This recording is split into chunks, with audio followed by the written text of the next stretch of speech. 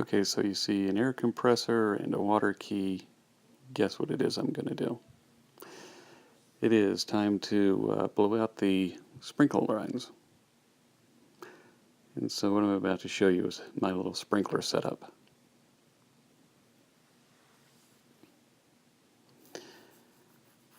So here on the backs of all the valves, I've got these, I don't know what you call them, sort of joints that you can unscrew. And, I did that so that I could put the air compressor hose on there and blow out the lines on each of these.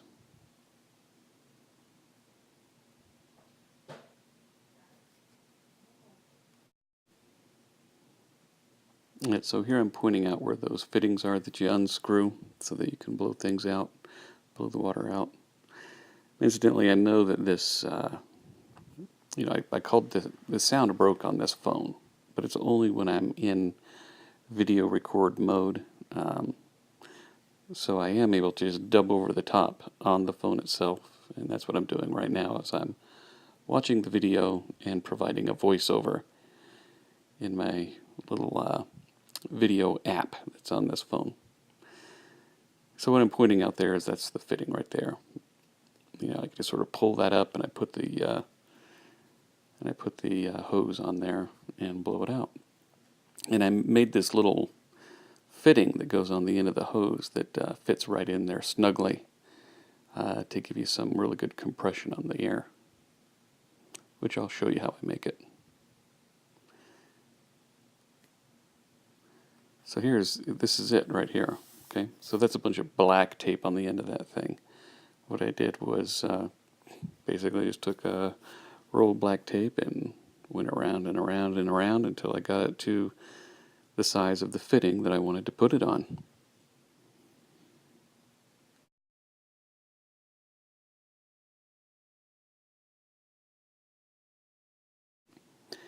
And so in this case, I think that's a little, what is that? Is it a 3/4 inch piece of PVC?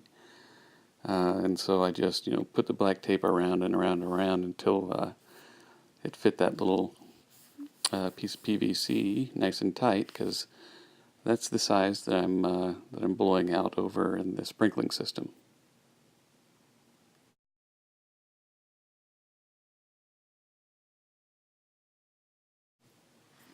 Yeah, and so as long as I'm blowing out my sprinklers and turning the water off, I also don't have any need to have my hose out anymore. So here I am, all depressed about this stupid hose that we ended up picking up. It's supposed to be one of those sort of self-recoiling hoses, and as it turns out, it's really just sort of, I don't know. I like a regular hose better. This thing gets all tangled up, and and now I'm ready to stick it back inside the little cage that came with it. And it was really kind of a pain to get it in there nice and neat. I spent extra time to actually do it. Taking your standard hose and rolling it up on a roller was much easier. And so I'm just sort of recommending to everybody here. I'm actually talking in the video. So you would be hearing if the sound was working is what a pain this is. Don't you buy one of these hoses. And then I go to the extra effort of showing you the brand name of the hose. I don't think it matters what the brand name is. I mean, you see a hose like this, just stay away from it. It's my advice.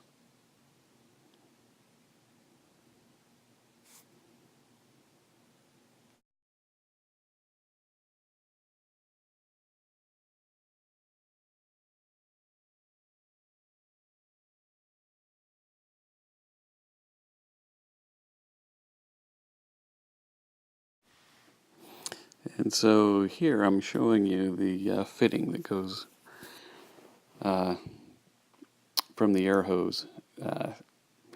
It's basically a new air hose, and as it turns out, I don't have any Teflon tape.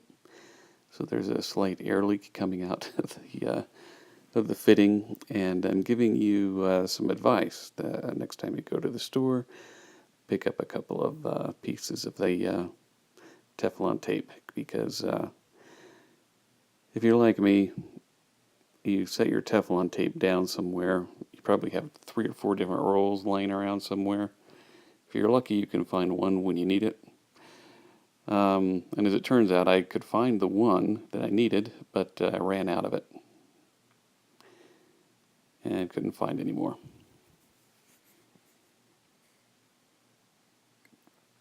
Oh, I was giving you another tip. Sometimes those water keys, they're really hard to turn because the knob that's underneath the ground is just really, really tight. So I'm saying, oh, hey, I use this pipe and put it on the key and get a little extra leverage. I was in a weird mood this day. I was giving all kinds of tips, like the Teflon tape, buy extra Teflon tape, and use this thing on the end of your key, like, nobody would have thought of that.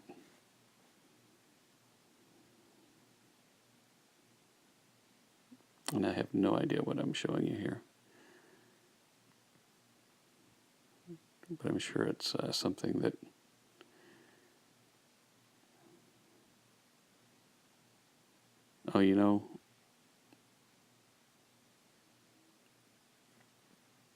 okay, I just remembered now. Here I was giving you more advice. I'm getting sidetracked on this thing that I needed to redo. But I don't have any Teflon tape, so I can't really redo it. And then I say, but it's a good thing because I'm getting sidetracked. I'm actually starting another project that has to do with a lamp that broke in the front of my yard when a tree that got really heavy with snow during the winter fell down on it. And so here I am, I'm in the garage, and I went to get those tools, and then I got sidetracked by that hose. So my advice to you was keep focused on your project and don't get sidetracked with side projects.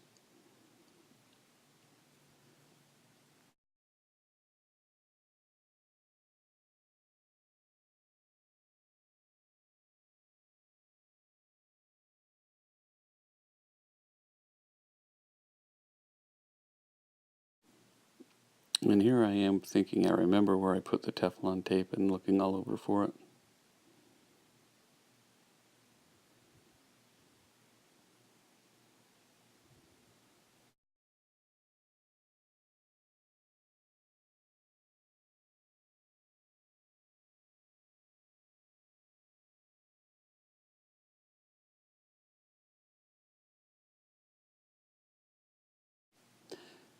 Okay, so this is the lamp that broke. Took it's really the pole that you see there is ripped up off the base, and right there is where a tree used to grow. It was an oak tree, a limb that came out over the walkway there. It got really heavy with snow and bent the whole thing over, right? So the light is still good. It's just the whole thing is sort of pulled out of the concrete there. And so for the whole summer, I've just sort of had it propped up using some string so that nothing really falls over. And here I am about to give you a tip to always carry a knife around with you because you never know when you might need one to cut a little piece of string. So just carry around a little knife like this. And here I'm about to prep the concrete to put in some new anchor bolts. I think I'm putting in like 1/2 inch, 3-inch by 1/2 inch anchor bolts. And once I get those in, you can see the splits and stuff. I've got to get that whole piece just sort of, fixed up. Put some, new concrete over it to smooth it out a little bit, and fill up those cracks, etc., so that the ice doesn't expand it.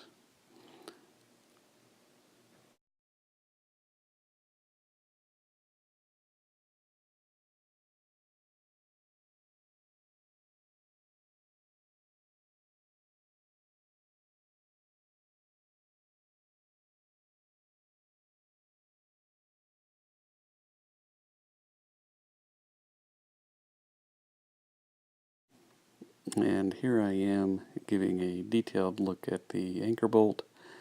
How it goes down into the sleeve, and when you tighten it, it pulls up on the bottom of the bolt, and expands the sleeve and therefore anchors into the concrete around it.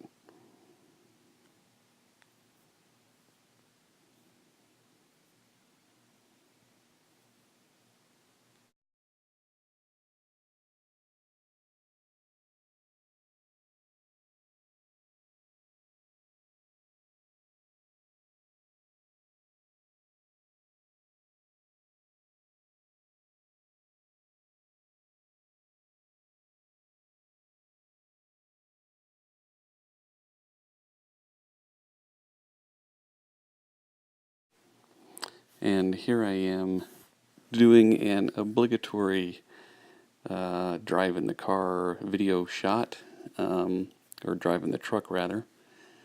I don't actually drive down the road, but I think I might show actually backing the truck out a little bit. And I'm talking about something, I don't know what, the things I have to pick up. I have to pick up, oh, here we are, paint and some Teflon tape and a few other little things.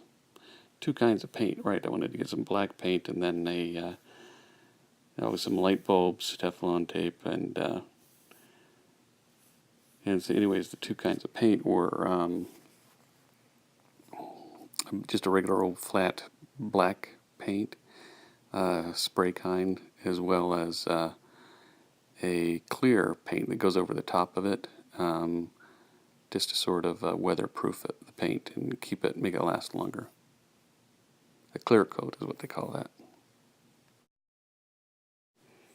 Yeah, and then I also wanted to get a different kind of crack filler, one that was actually mortar instead of I don't know what the other stuff was that I got, but it was not actual mortar. It was like some sort of plasticky, gluey stuff, and then some silicone. I would use that to fill the cracks around the concrete base of the lamp, and also use the silicone around the base of the lamp so that no water would get underneath.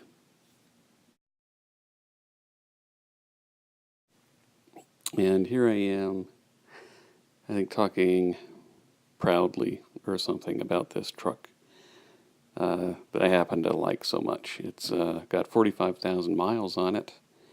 It's a 2001, and it's a 2500 Dodge Laramie. So 45,000 miles is just sort of getting broken in. It's a diesel, right? So.